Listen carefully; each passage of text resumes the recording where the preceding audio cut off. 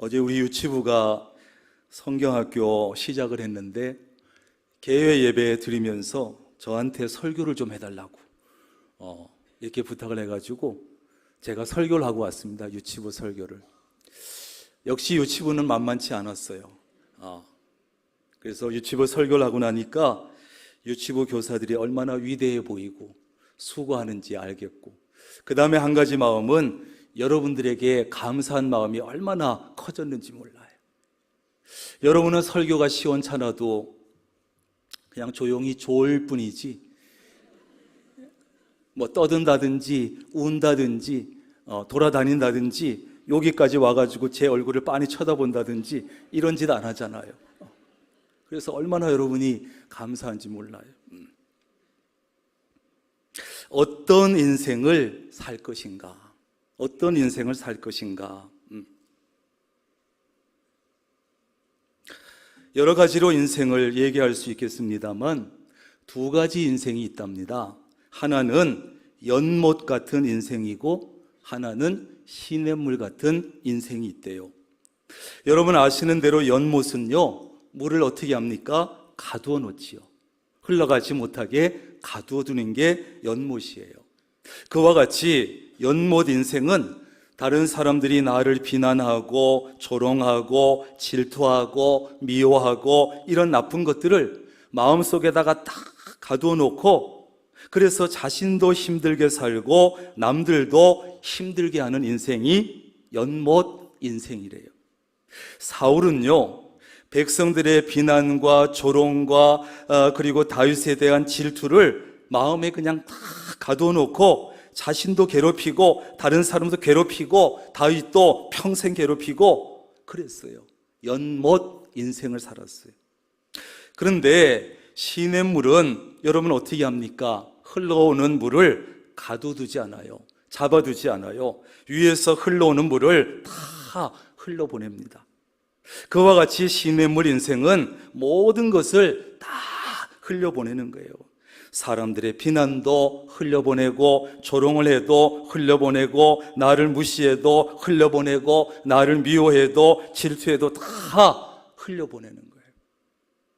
그게 시냇물 같은 인생인데 마음에 가둬두질 않아요. 다 흘려보내. 좋은 것도 흘려보내고 나쁜 것도 다 흘려보내요. 이런 시냇물 같은 인생을 살았던 다윗은 사람들의 비난도 저주도 조롱도 미움도 질투도 다 흘려보냈어요. 따라합니다. 그럴 수도 있지. 그럴 수도 있지. 다윗은 그런 모든 것을요, 이 한마디 속에 담아서 그럴 수도 있지 하면서 다 흘려보냈어요. 나쁜 것만 흘려보내는 것이 아니라 칭찬도 다 흘려보냈어요. 그러니까 이 다윗은요, 우울증에 빠지지도 아니하고 교만에도 빠지지 아니했어요. 여러분 어떤 인생을 살고 있습니까? 나도 괴롭고 그래서 나를 괴롭히고 남도 괴롭히는 이런 연못 인생을 살지 마시고 나도 행복하고 남도 행복하게 하는 시냇물 인생을 사실 수 있기를 바랍니다. 이 시냇물은요, 연못보다 더 맑고 투명하면서 졸졸 흘러가는 거예요. 참 예쁘지요. 소리도 예쁘고 깨끗하고. 음악 용어 중에 크레센도가 있고 디크레센도가 있습니다. 우리 초등학교 때 다 배우지 않았어요? 이 크레센도라고 하는 것은 뭡니까? 점점 크게, 이런 뜻이에요. 디크레센도는 뭡니까? 점점 작게, 이런 뜻이에요. 음악에 따라서 때로는 크레센도가 더 효과적일 때도 있고 디크레센도가 더 효과적일 때도 있습니다. 그래서 적절하게 디크레센도도 있고 크레센도도 있는데, 그러나 인생은 디크레센도 인생이 아니라 크레센도 인생이 되어야 합니다. 점점 크게, 점점 좋게, 다시 말해서 점점 나빠지는 그런 인생이 아니라 점점 더 좋아지는 그런 인생이 되어야 합니다. 그런 인생이 정말로 복된 인생이기 때문에. 어떤 사람은요, 태어날 때는 요즘 말로 금수저를 물고 태어났어. 넉넉한 가정에 그래갖고 금수저로 태어나긴 했는데 인생을 살아가면서 인생이 점점 나빠지고 점점 약해지고 마침내 흙수저 인생으로 마감하는 사람이 있습니다.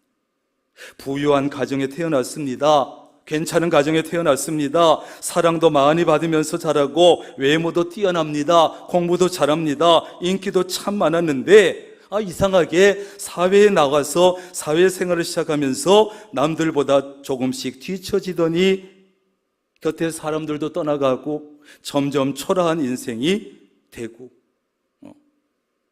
바로 디크레센도 인생을 살아요. 그런가 하면 어떤 사람은요, 태어날 때는 별 볼 일 없었어. 정말 흙수저로 태어났는데 인생이 점점 더 좋아져 가지고 금수저 인생으로 삶을 마감하는 그런 사람이 있다는 거지요.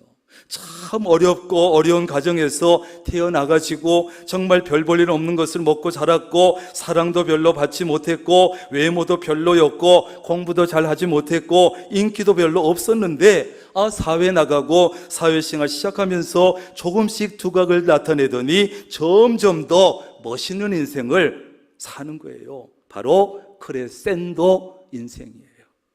우리는 이렇게 복된 인생을, 크레센도 인생을 살아야 합니다. 성경은요, 이러한 인생을 뭐라고 표현했느냐 하면 욥기 8장 7절에 보니까 내 시작은 미약하였으나 내 나중은 심히 창대하리라.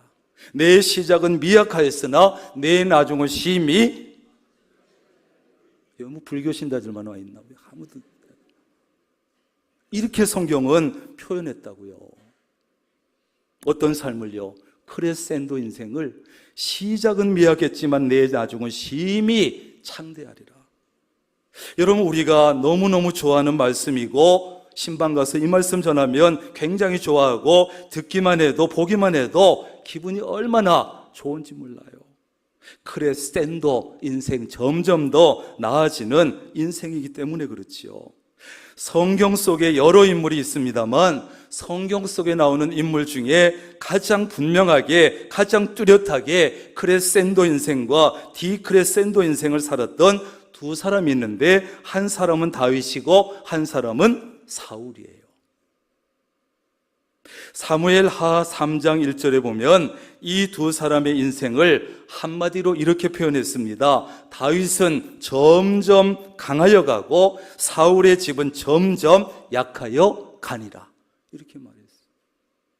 쉽게 말해서 다윗은 크레센도의 인생을 살았고 사울은 디크레센도의 인생을 살았다는 것입니다. 그렇다면 이 두 사람의 인생이 왜 그렇게 되었을까? 왜?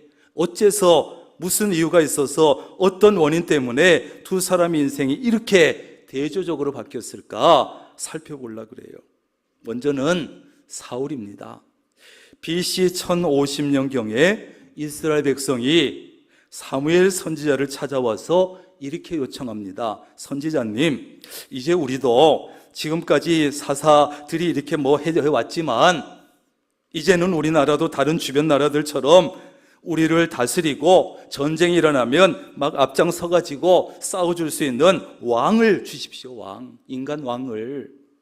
그래가지고 사무엘이 하나님께 기도하고 그때 등장하게 된 인물이 바로 누구다? 사울이에요. 사울은 베냐민 지파 사람인데 우선은 외모가 아주 뛰어난 젊은이였습니다. 그보다 준수한 사람은 없다고 할 정도로 외모가 출중했습니다. 키는 얼마나 컸느냐? 다른 사람들보다 머리 하나만큼 더 컸습니다. 훤칠했습니다. 사울은 외모만 뛰어난 것이 아니라 아버지 말씀에도 잘 순종하는 효자였습니다. 하나님은 사무엘에게 사울을 찾아가 이스라엘 왕으로 기름을 부어서 세우라. 사무엘이 사울을 만났을 때 이렇게 말했어요. 이스라엘의 장래가 그대 손안에 있노라. 그랬더니 이 사울이 이렇게 대답합니다. 아니 선지자님, 왜 제게 그런 말씀을 하십니까? 저는 이스라엘에서 가장 작은 베냐민 지파 사람이고 그 지파 중에서도 가장 보잘것없는 가문 출신인데 아이고 부담스럽게 그렇게 말씀하십니까? 사울은 참 겸손한 사람이었어요. 그리고 하나님은 사울에게 성령이 크게 임하게 하시고 그를 변화시켜서 새 사람이 되게 하셨습니다. 시작이 참 좋았던 사람이에요. 누구 못지않게. 그러니까 사울은 외모가 뛰어났습니다. 효자였습니다. 겸손했습니다. 거기다 성령 충만하기까지 했습니다. 뭐 하나가 빠지는 것이 없었던 사람이에요. 왕을 요구하는 이스라엘 백성들이 볼 때 아주 이상적인 지도자였어요. 그래서 사무엘이 온 백성에게 자신 있게 말합니다. 여러분, 하나님께서 택하신 이 사람을 보시오. 최고입니다. 온 나라에 이만한 사람이 없습니다. 그랬더니 백성들이 열광적으로 함성을 지릅니다. 우리 왕 만세, 사울 왕 만세. 사울은 이렇게 멋지게 왕위에 등극한 사람. 사울이 왕이 되자 이스라엘 백성들에게 자, 우리 암몬으로부터 길르앗 야베스를 구하자 하니까 모든 백성이 아무 반대하지 않고 다 그를 따릅니다. 그래서 길르앗 야베스를 구해내는 일에 크게 성공했습니다. 그 다음에 암몬에 이어서 블레셋 족속에게도 승리했습니다. 사울은 어떤 적과 싸우든 그들보다 우월했고 연승했습니다. 사울이 이스라엘 왕위에 오른 후에 사방에 있는 모든 대적들을 물리쳤습니다. 이스라엘을 괴롭히던 약탈자들의 손에서 이스라엘을 건져냈습니다. 그러고 나니까 이 사울의 인기가 막 치솟기 시작했어요. 그런데 승승장구하던 사울 왕에게 통치 2년부터 서서히 몰락해가는 징후가 나타나기 시작했어요. 사울은 지도력에 있어서나 인간적인 매력에 있어서나 다 갖추고 있었는데 하나님께서 보실 때는 전혀 그렇지 못했어요. 누가 보실 때? 하나님이 보실 때. 사람들이 볼 땐 너무 매력적이고 지도력도 뛰어났는데 하나님 보실 때 그렇지 못했어요. 그러니까 사람들에게는 인정도 받았고 인기도 있었는데 하나님께는 인정받지 못했고 하나님을 기쁘시게 하지도 못했습니다. 하나님께는 인기가 없었습니다. 서서히 몰락의 징후를 보이다가 사울이 결정적으로 하나님께 버림받게 되는 두 가지 대표적인 사건이 있어요. 첫째는 블레셋과의 전쟁을 하게 되는데 백성이 블레셋 군대를 보고는 겁을 집어먹고 뿔뿔이 흩어져서 숨어버리고 도망치기 시작합니다. 그 모습을 보고 다급해진 사울 왕이 사무엘을 불러라, 사무엘을 초청해서 제사를 드리자 제사를 준비했어요. 그런데 사무엘이 기다려도 오질 않는 겁니다. 도착이 늦어지니까 다급해가지고 그만 자기가 주도해가지고 제사를 드려버린 거예요. 그래도 돼요, 안 돼요? 안 되는 거예요. 안 되는 거예요. 목적은 좋았는데 방법이 너무 잘못됐습니다. 사울은 왕이었지 제사장이 아닙니다. 그런 짓을 하면 안 됩니다. 아무리 급해도 하나님께서 정하신 대로 사무엘이 주도해서 제사를 드려야 했는데 급하다고 해서 무시하고 지가 드려버렸어요. 사무엘이 나중에 와서 강하게 책망했지만 사울은 회개하는 대신에 핑계만 댔습니다. 회개할 줄 몰랐습니다. 사울 왕이 버림받게 되는 두 번째 사건은 아말렉 사건이에요. 하나님께서 사울 왕에게 너 아말렉을 쳐서 모든 짐승과 남녀노소를 불문하고 모조리 진멸하라 명령하셨어요. 절대 남기지 마라. 짐승도 사람도 남기지 마라. 그런데 사울 왕이 아말렉과 전쟁에서 크게 이기고, 그런데 문제는 아말렉 왕도 살려주고 가축들 중에서 좋아 보이는 들만 싹싹 골라서 남겨둔 거예요. 하나님의 말에 불순종한 이 사울 왕을 사무엘이 엄하게 책망했습니다. 그러면 솔직하게 죄를 인정하고 어떻게 하면 용서받을 수 있겠습니까? 회개해야 되는데 내가 하나님께 예물로 드리려고 좋은 만난 놈만 살려뒀다고 변명만 했어요. 제사를 핑계로 삼아서 자신의 불순종의 죄를 덮어보려고 그것만 했어요.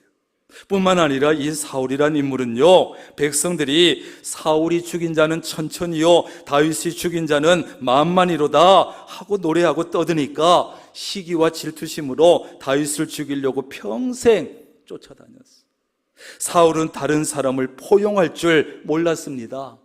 용서할 줄 몰랐습니다. 실수를 받아줄 줄 몰랐습니다. 참 괜찮았던 초심을 다 잃어버렸습니다. 사울의 관심은 하나님이 아니라 사람이었습니다. 사울은 상황을 핑계로 하나님의 방법이 아니라 인간적인 방법을 썼습니다. 다급하면 하나님을 찾지 아니하고 무당을 찾아갔습니다. 다급하다고 해서 살아계신 하나님께 묻지 아니하고 변장을 하고까지 무당을 찾아가고 무당에게 욕을 먹고 망신당하고, 사울은 하나님을 섬기기보다 자신의 이익을 위해서 하나님을 이용해 먹으려고 했습니다. 제사를 이용하려고 했습니다. 사울은 하나님보다 사람을 더 크게 받고 하나님보다 사람을 더 두려워했습니다. 하나님보다 사람을 더 의지했습니다. 전쟁의 승리도 하나님의 손에 달린 것이 아니라 사람의 손에 달렸다고 생각했습니다. 사울 왕은 결국 초라하고 비참하게 죽었습니다. 디크레센도의 인생을 사는 것이죠. 여러분, 사울 왕은 인간관계에서도 실패했고 하나님과의 관계에서도 실패했습니다. 사울의 인생이 이렇게 디크레센도 인생, 점점 나빠지고 점점 외로워지고 사람들은 멀어져 가고 떠나가고 점점 비참해지는 인생을 살게 된 것은 바로 이러한 이유들 때문이에요. 여러분, 인간관계에서 실패하면 사람들이 떠나갑니다. 멀어집니다. 아내도 남편도 멀어지고 자식들조차 멀어집니다. 친구들도 사람들이 점점 더 떠나갑니다. 하나님과의 관계에서 실패하면 하나님께 버림을 받습니다. 이게 디크레센도 인생이에요. 여러분, 인간관계에서 실패하고 하나님과의 관계에서 실패하면 그 사람의 인생은 아무리 금수저였더라도 디크레센도 인생이 되는 것입니다. 그렇다면 다윗이라고 하는 인물은 도대체 어떤 삶을 살았기에 크레센도 인생을, 점점 나아지는 인생을 살았을까요, 여러분? 하나님께서 이제 사울 왕을 버리시고 새로운 왕을 세우기 위해서 사무엘을 이새의 집으로 보냅니다. 이새의 아들 중에서 왕을 선택하기 위해서지요. 자, 이제 사무엘이 도착하니까 이새가 7명의 아들을 한 명씩 사무엘 앞으로 지나가게 했는데 그 중에 한 명도 선택받지 못했어요. 이새 아들 중에 사무엘이 이새에게 묻습니다. 이 아들들이 전부냐? 그랬더니 사무엘이 막내 아들이 하나 있기는 한데 지금 저기 들에서 양을 지키고 있다고. 그랬더니 사무엘이 그 아들을 데려오라고, 그 아들 데려오기 전엔 내가 식사도 안 하겠다고. 그래서 데려오자 하나님께서 바로 그 아들에게 기름을 부어 세우라고 했어요. 그 아들이 누굽니까? 다윗이지요. 다윗이. 이새는요, 자기 아들 중에서 왕을 선택하겠다는 얘기를 들었을 텐데도 다윗을 들에 나가서 형을 대신해서 양을 지키게 했어요. 이것을 보면 아마도 이새가 아버지로서 볼 때, 인간적으로 볼 때 다윗은 다른 아들에 비해서 외모도 별로 뛰어나지 않았던 것 같고 형제 중에 막내이기도 했지만 왕으로 선택받을 가능성이 거의 없다고 판단한 것 같아요. 아버지로서도. 그런데 하나님은 누구를 선택합니까? 다윗을 선택하셨어요. 다윗은 왕으로 선택한 이후에 점점 더 두각을 나타내기 시작합니다. 양치기에 불과했던 다윗이 점점 더 두각을 나타내기 시작하고 존재감이 커지기 시작했어요. 사울의 부름을 받습니다. 사울의 총애를 받습니다. 사울 왕의 무기 드는 자가 됩니다. 사울 왕이 전쟁할 때 무기 들고 따라다니는 것인데 그건 아무나 할 수 있느냐? 아니에요. 사울 왕의 부관이라고 할 수 있고 이 무기 드는 자는 정예 군사 중에 가장 믿을 만한 놈을 임명해서 세우는 거예요. 그렇지 않으면 전쟁터에 나가서 무기는 들고 있겠다, 해칠 수도 있잖아요. 믿음직하고 정예 군사 중에 뽑는 거예요. 그 다음에 이 다윗은 수금 타는 실력으로 악령에게 시달리던 사울에게 악령을 내쫓아 줍니다. 그러던 중에 블레셋이 거인 골리앗을 앞세워서 이스라엘에게 싸움을 걸어와요. 그때 다윗이 전쟁터에 있던 형들을 찾아갔다가 이스라엘 군대를 모욕하고 있는 골리앗을 만나고 물매 한 방으로 골리앗을 죽이고 목을 잘라버리죠. 왜 다윗이 못 참았느냐? 나를 모욕하는 것은 참지만 하나님을 모욕하는 것은 내가 못 참아. 그래서 나간 거예요. 다윗은 모든 일을 지혜롭게 했고 온 이스라엘과 유다가 이러한 다윗을 너무나 사랑했어요. 블레셋 사람들이 싸우러 나올 때마다 다윗은 사울의 많은 다른 신하보다 지혜롭게 했습니다. 그래서 다윗의 이름이 심히 귀하게 되었다. 이렇게 성경은 말해요. 사울은 다윗을 죽이려고 끊임없이 쫓아다녔지만 다윗은 사울을 죽일 수 있었지만 죽이지 않았어요. 왜요? 그래도 사울 왕은 하나님이 기름 부어 세우셨다는 단 한 가지 이유 때문에 털끝 하나 건드리지 않았어요. 이게 그의 믿음이고 신앙이고 인격이에요. 나중에 자신을 그렇게 미워하고 죽이려고 평생 쫓아다니던 사울이 죽었을 때 다윗이 어떻게 합니까? 진심으로 슬퍼하고 온 백성들에게 슬픔에 동참하게 하고 노래를 지어서 슬픔을 표현했어요. 이게 다윗의 인격이고 믿음이었어요. 사울의 아들 요나단조차 그래서 다윗 편에서 돕습니다. 환난당한 모든 백성들이 빚진 모든 자가 마음이 원통한 자 400명이 다윗에게 몰려들었어요. 왜? 그의 신앙과 그의 인격을 알았기 때문이죠. 그들을 다 품어주니까. 다윗은 사울에게 쫓겨다니면서도 블레셋 사람들에게 고통당하던 동족을 자기 목숨 걸고 구해줍니다. 그러니 백성들 사이에서 다윗의 위상과 다윗의 영향력과 그의 인기는 점점 더 커져가지요. 크레센도 되어가지요. 나라가 안정되었을 때 가장 먼저 블레셋에게 빼앗겼던 언약궤를 찾아왔습니다. 그날 다윗은 백성 앞에서 체면도 버리고 힘을 다해서 춤을 췄습니다. 왜? 하나님의 언약궤가 다시 돌아온 것이 너무나 기뻐서 체면 불구하고 힘껏 춤을 춘 거예요. 이게 그의 믿음이었어요. 다윗은 자신의 왕궁을 짓기 전에 먼저 하나님의 성전을 지으려고 했어요. 이런 모든 행동이 그의 신앙을 보여주고 그의 훌륭한 인격을 말해주는 것이죠. 여러분, 다윗이란 인물이 이런 삶을 살았으니 백성들이 다윗을 어떻게 사랑하지 않을 수가 있었겠으며 하나님께서 어떻게 이 다윗을 사랑하지 않을 수가 있었겠어요. 다윗은 내 마음에 합한 자다. 내 마음. 다윗은 인간관계에서도 성공했고 그래서 사람들이 모여들었고 하나님과의 관계에서도 성공했고 그래서 하나님에게 쓰임받고 다윗의 인생이 크레센도 인생, 점점 좋아지는 인생이 된 것은 바로 이런 이유들 때문에. 여러분, 인간관계에서 성공하고 하나님과의 관계에서 성공하면 그 사람의 인생은 크레센도 인생이 되는 줄로 믿습니다. 정말 멋있는 인생이죠. 알수록 잘 되고 나이 먹을수록 사람들이 모여들고요. 앞에서 사울과 다윗이 어떤 삶을 살았는지 각각 살펴봤는데 이제 마지막으로 다시 한번 사울과 다윗 두 사람의 이 대조적인 삶을 제가 빠르게 정리해 드릴 거예요. 잘 들으세요. 여러분은 잠깐 듣지만 저는 이 두 사람의 대조적인 삶을 여러분에게 잠깐 얘기하기 위해서 성경을 다시 다 뒤졌습니다. 여러분의 삶과 한번 비교해 보세요. 시작합니다. 사울은 사람들의 요구에 따라 세워진 왕이지만 다윗은 하나님의 뜻에 따라 세워진 왕입니다. 사울은 사람의 마음에 합한 자였지만 다윗은 하나님 마음에 합한 사람이었습니다. 사울은 하나님께 불순종한 사람이었지만 다윗은 하나님께 순종한 사람이었습니다. 사울은 교만한 사람이었지만 다윗은 겸손한 사람이었습니다.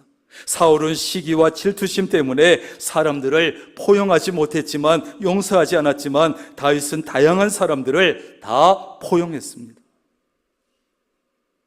심심하면 아멘도 좀 하면서 들으면 좋겠습니다.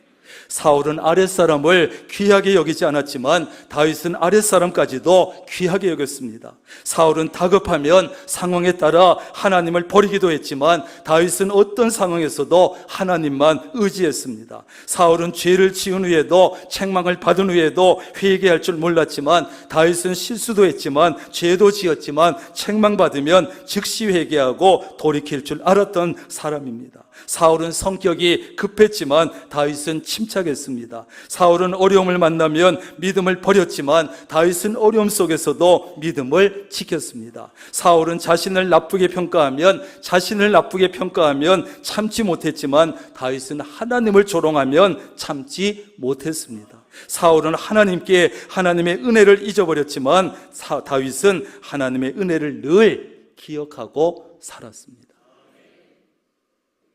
그래서 결국 하나님은 사울 왕을 버렸고 다윗을 왕으로 세우셨어요. 사울과 다윗은 너무나 대조적인 삶을 살았습니다.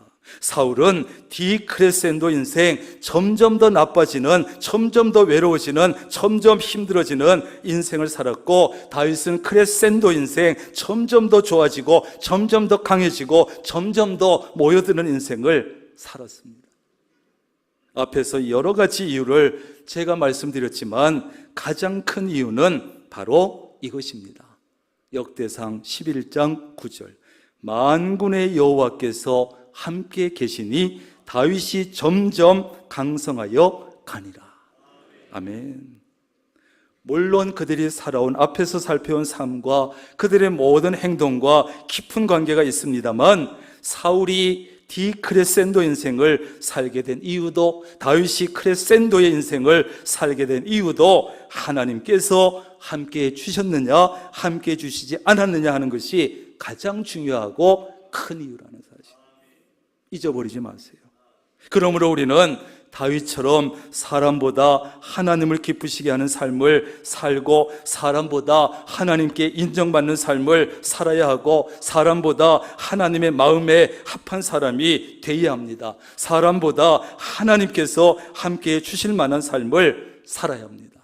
그래서 여러분 모두가 사울처럼 점점 나빠지고, 점점 약해지고, 점점 외로워지고, 점점 비참해지는 그런 디크레센도 인생이 아니라 다윗처럼 점점 좋아지고, 점점 강해지고, 점점 사람들이 모여들고, 점점 행복해지는 크레센도 인생을 살아가시기를 주님의 이름으로 축원합니다.